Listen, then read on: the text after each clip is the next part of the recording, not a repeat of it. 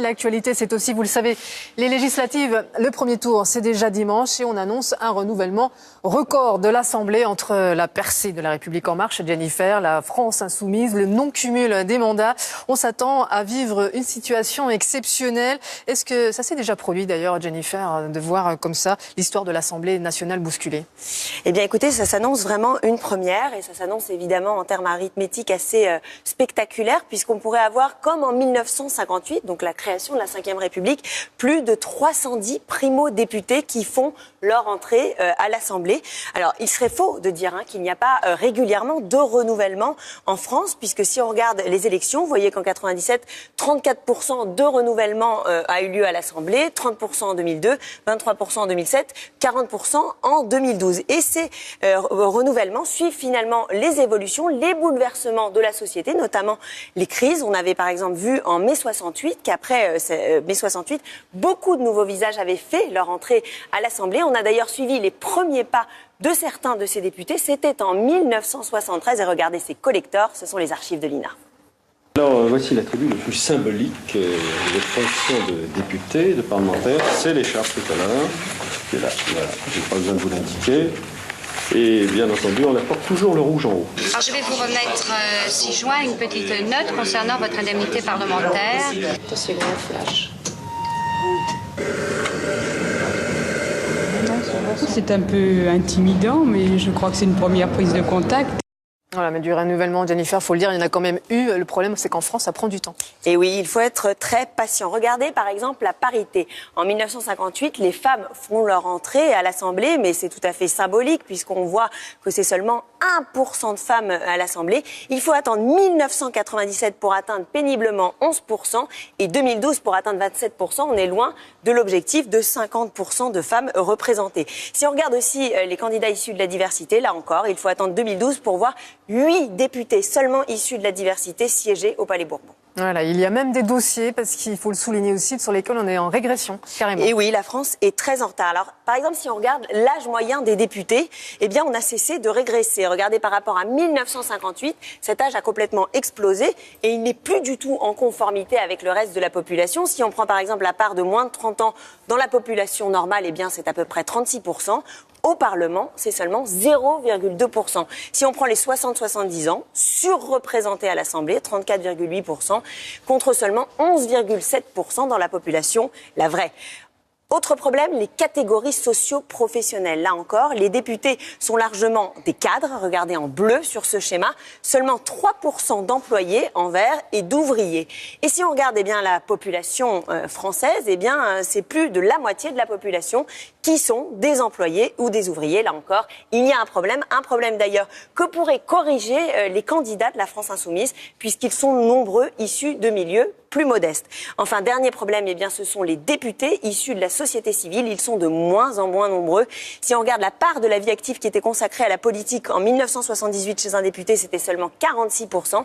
C'est 67,7% en 2012 et c'est justement ce que veut corriger La République En Marche en présentant des candidats issus de la société civile.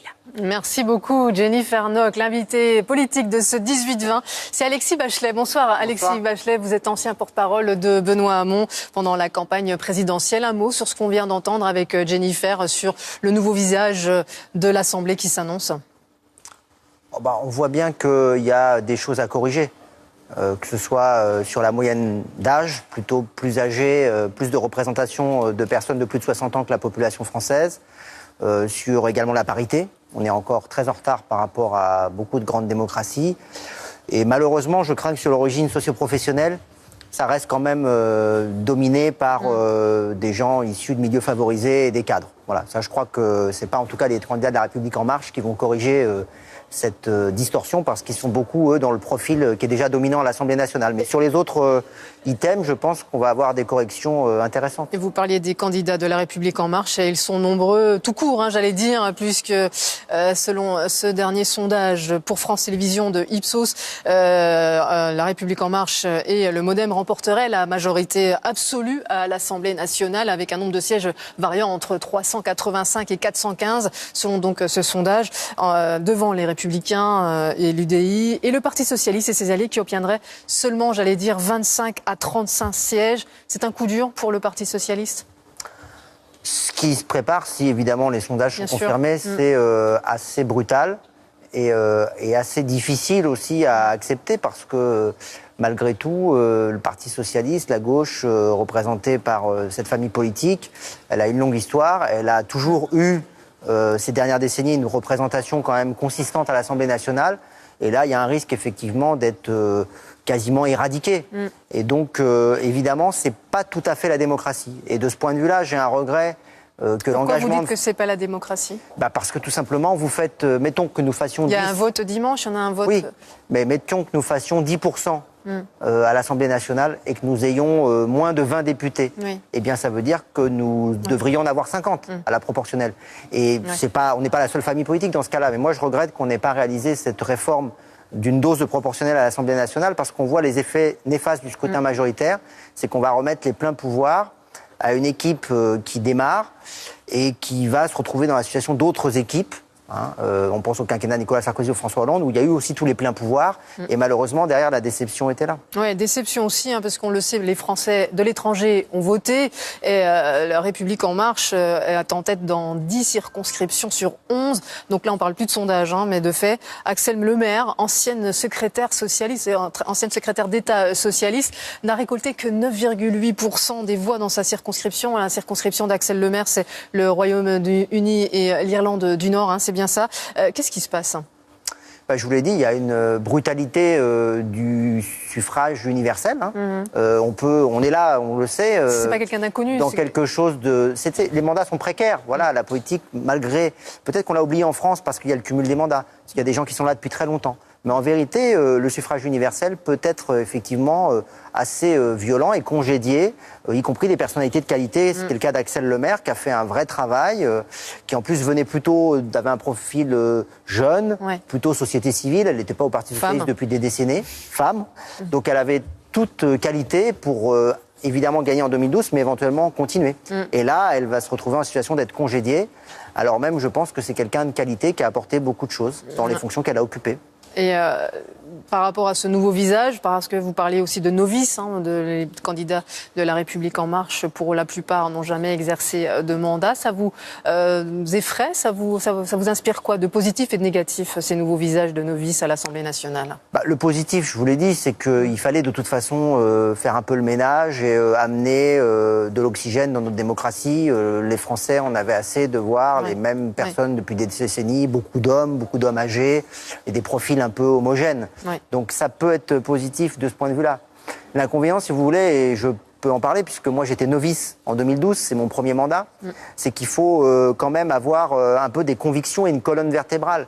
Sinon on est broyé par l'institution et là je crains malheureusement qu'avec un groupe pléthorique de 380, en fait les députés soient pour la plupart inutiles, qu'ils ne soient que des courroies de transmission du gouvernement et que tout se décide même au plus haut niveau finalement et que le pouvoir personnel prennent le pas sur la délibération démocratique. Et je le regrette parce que je pense qu'en démocratie, on a aussi besoin de délibération collective et que donner le pouvoir à un seul homme ou à un seul clan, ça ne génère pas souvent des choses positives. Alors, rien n'est joué. On rappelle que le scrutin, le premier tour, c'est dimanche. Autre thème, Alexis Bachelet, de l'actualité, c'est bien sûr la création de cette task force dont on parlait à l'instant. C'est l'autre fait du jour pour lutter contre le terrorisme en France, dirigé donc par l'ex numéro 1 de la DST, Pierre Bousquet de Florian. On a eu un communiqué du Parti socialiste qui, à l'instant, qui n'est pas très convaincu de la création de cette task force. C'est pour les mêmes raisons que j'indiquais. Vouloir tout faire remonter au niveau de l'exécutif, c'est donner le sentiment que par la grâce d'une concentration des pouvoirs et de création d'une task force rattachée au président de la République. Oui, c'est la place du président de la République que vous dénoncez dans ce comité central. Oui, parce que je pense qu'il y a une part de mise en scène.